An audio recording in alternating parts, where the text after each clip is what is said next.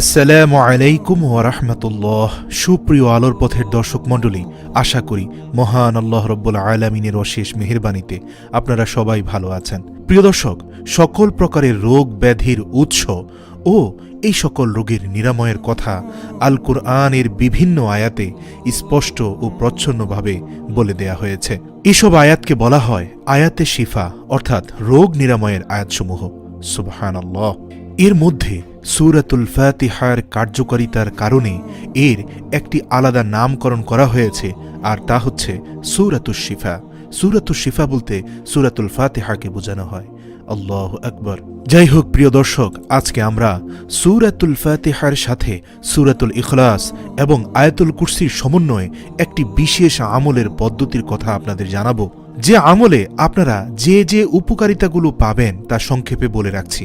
১ number, আপনার যাবতীয় সমস্যা যেমন রোগ শোক বালা মুসিবত অভাব দরিদ্রতা ইত্যাদি ইনশাআল্লাহ আল্লাহ রব্বুল আলামিনের মেহেরবানিতে আল্লাহ দূর করে দিবেন।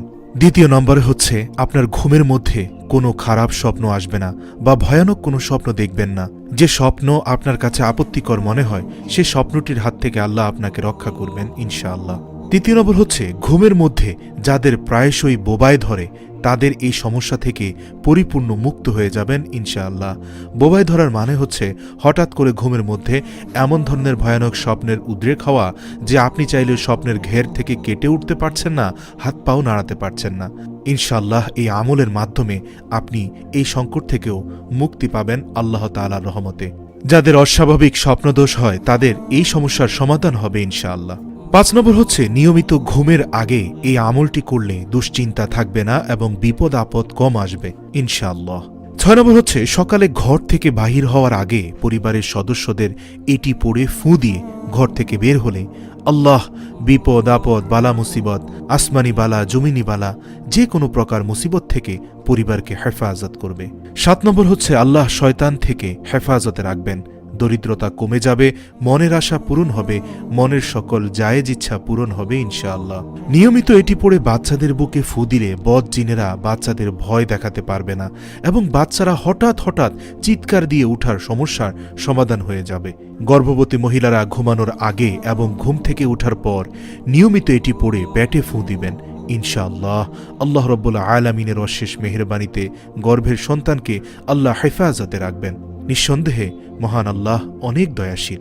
এছাড়াও মা বোনদের যে কোনো ধরনের অপবিত্রতা এবং শারীরিক সংকটে আল্লাহ রব্বুল আলামিনের অশেষ মেহেরবানিতে এই দোয়ার মাধ্যমে আমল করে ফু দিলে আল্লাহ তাআলা কষ্ট কমিয়ে দিবেন এবং আল্লাহ আমলকারীদের জন্য জান্নাতে একটি প্রসাদ তৈরি করবেন।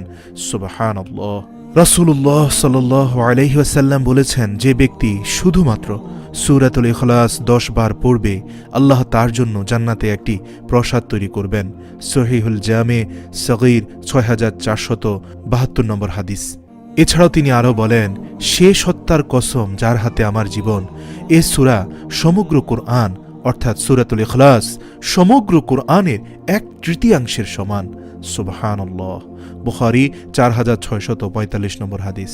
নবী করিম সাল্লাল্লাহু আলাইহি ওয়াসাল্লাম প্রত্যেক রাতে যখন ঘুমাবার জন্য শয্যা গ্রহণ করতেন তখন ২ হাতের চেটো একত্রে জমা করতেন এবং তাতে ৩ কুল পড়ে ফু দিতেন। তারপর তার দ্বারা দেহের উপর যতদূর সম্ভব বোলাতেন।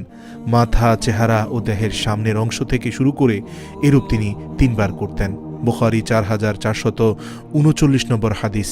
এছাড়াও কোরআন মাজিদের সর্বশ্রেষ্ঠ আয়াত আয়াতুল কুরসি, যার ফজিলত এত বেশি যে রাসূল সাল্লাল্লাহু আলাইহি ওয়াসাল্লাম বলেছেন, প্রত্যেক ফরজ নামাজের পর এই আয়াত পাঠ করলে মৃত্যু ছাড়া জান্নাত যাওয়ার পথে পাঠকারীর জন্য আর কোনো বাধা থাকে না।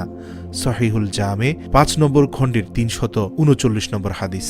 হযরত আবু হুরায়রা রাদিয়াল্লাহু তাআলা আনহু বলেন, হযরত রাসূলুল্লাহ সাল্লাল্লাহু আলাইহি ওয়াসাল্লাম বলেছেন, সূরা বাকারার মধ্যে এমন একটি আয়াত রয়েছে যে আয়াতটি পুরো কোরআনের নেতাস্বরূপ। তা পড়ে ঘরে প্রবেশ করলে শয়তান বের হয়ে যায়। তা হলো আয়াতুল কুরসি। সহিহা ৯৭২।